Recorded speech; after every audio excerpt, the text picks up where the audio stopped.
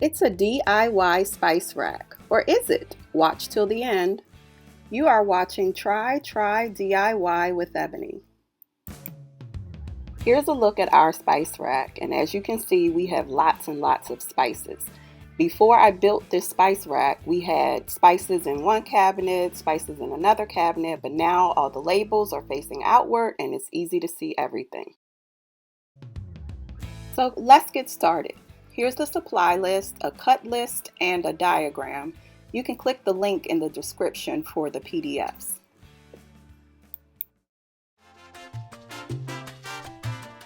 I have all my cut pieces lined up here, and I'm just sanding the ends to make sure they're smooth once I put them together. I'm using pine boards for this project, which is not the greatest quality wood, and you might see knots in some of your pieces. I'll show you some more on that a little later. The next thing I did was label my pieces. It makes it a lot easier to keep up with everything and you know what to grab when it's time to put that piece together.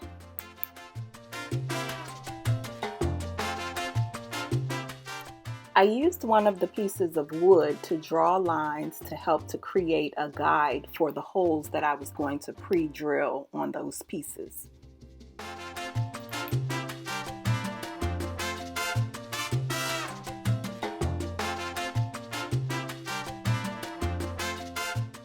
This is the template for the pre-drilled holes, 2 on each side.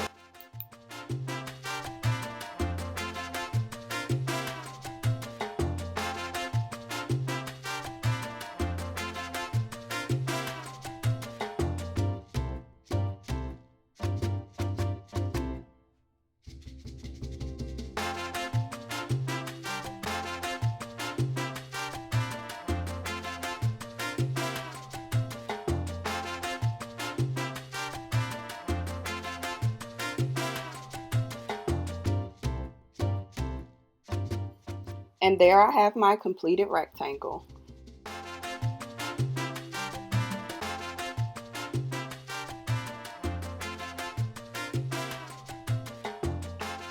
So now I'm going to use my square measuring tool to make sure each of the corners are square.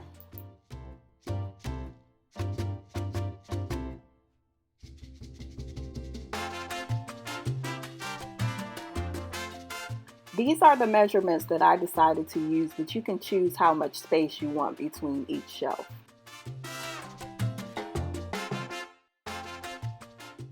Here I'm using my straight edge to mark the measurements from the diagram. Here's a big secret that I had to find out the hard way. When you buy wood, it's not the actual size that they have listed. It's normally about a 1/2 inch or a 1/4 inch thinner than what they say it is. The length is normally correct though.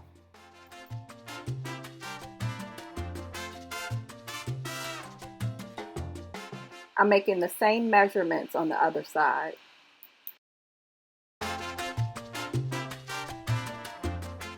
I'm using my square tool to mark 2 lines 3/4 of an inch apart for where my shelves will go. And now I'm pre-drilling those holes.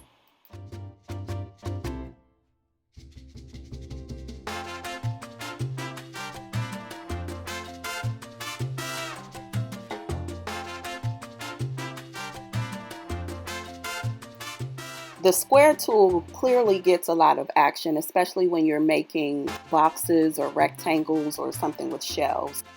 So what I did was screw in that middle shelf, which helps to stabilize the whole unit. I just put the other shelves in to see how they would fit. They aren't secured in.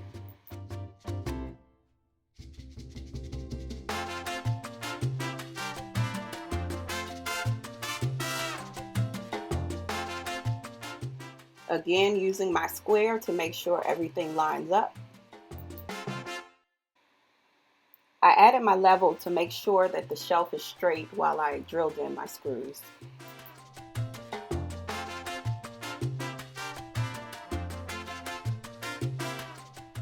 Now I'm doing the exact same process with each of the remaining shelves.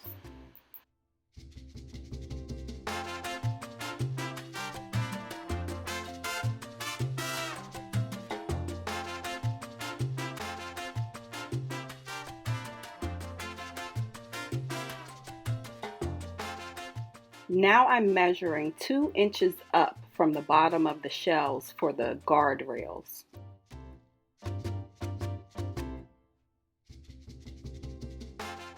Okay, so to attach my rails, I used wood glue first and placed them where my 2-inch markings were. I decided to use the wood glue and nails instead of screws because the screws would have split the thin wood dowels in half. After gluing my dowels, I pre-drilled my holes so that my nails would go in easier and not split the wood.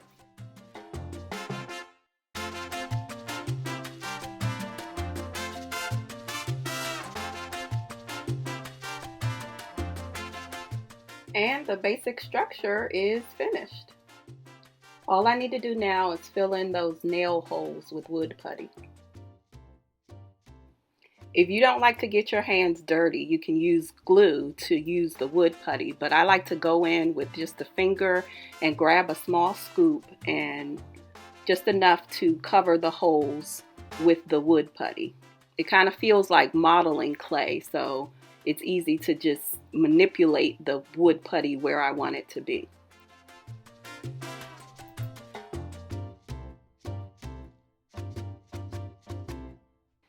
I talked about knots earlier, so if you do end up with a knot in a piece of your wood, here I'm using a piece of wood putty just to fill in the cracks that are created by the knot.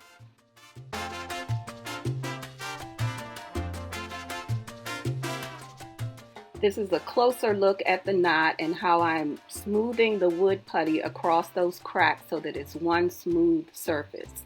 Once it dries, I'm able to sand it and it just feels like a piece of straight, smooth wood.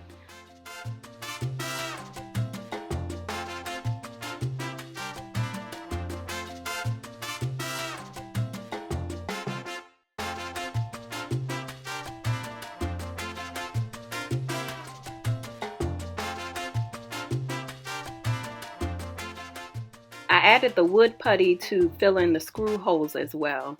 As you can see, I'm using a dark color wood putty, but it comes in all different colors, so you can just decide which color you want to use, especially if you're going to prime it and paint it, so it really doesn't matter what color you use.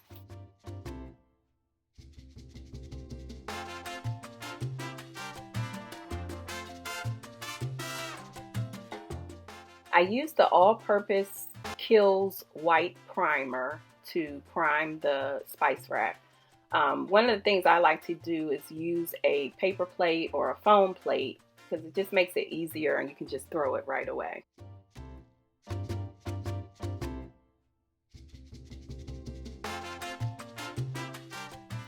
After priming, I used my fine grit sanding block to smooth out any areas that felt rough.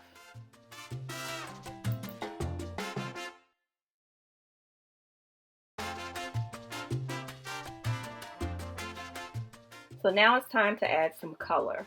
I chose this tropical aqua blue color because it made me think about being on the beach and in the sand and enjoying the sunshine.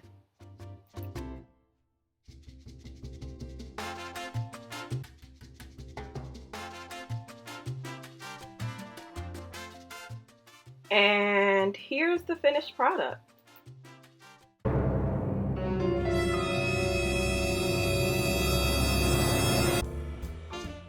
Yeah, that blue was a no for me. So I decided to go with something a little more subtle. So I chose to cover that blue with just some plain black, and actually it's satin black. So it's gonna have a little bit of a sheen to it.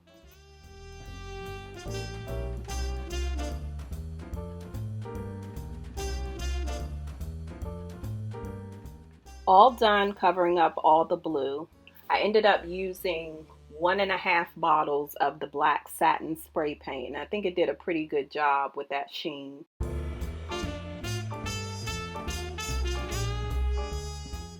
I sealed it with this clear matte crystal varnish type spray. I realized that Yes, it was matte and it covered up that sheen that I liked from the satin spray paint, so I wouldn't use that again.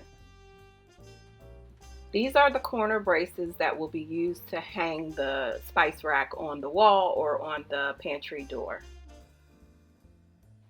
As you can see, I'm just showing how the corner brace fits into the corner and how it's attached.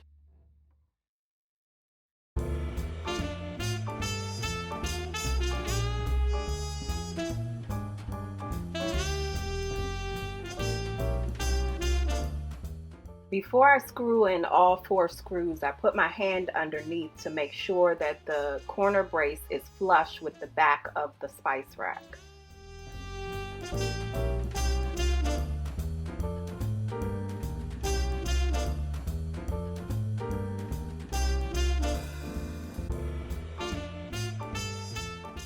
Some of the corners might be hard to get to with the drill, so using a screwdriver would work as well.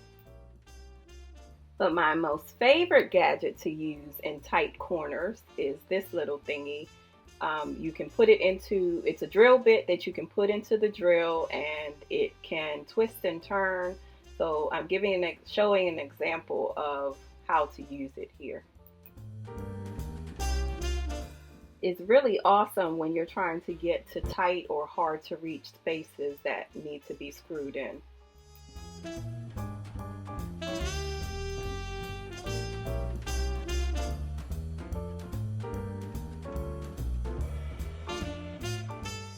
Once all the corner braces are secured, I flip it over once again to make sure that all the braces are flush with the back of the spice rack.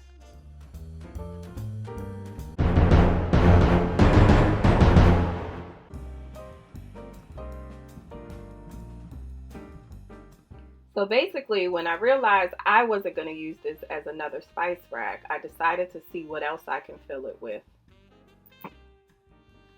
So it turns out it's not just a spice rack. It can be used for any of your organization needs. Thanks for watching.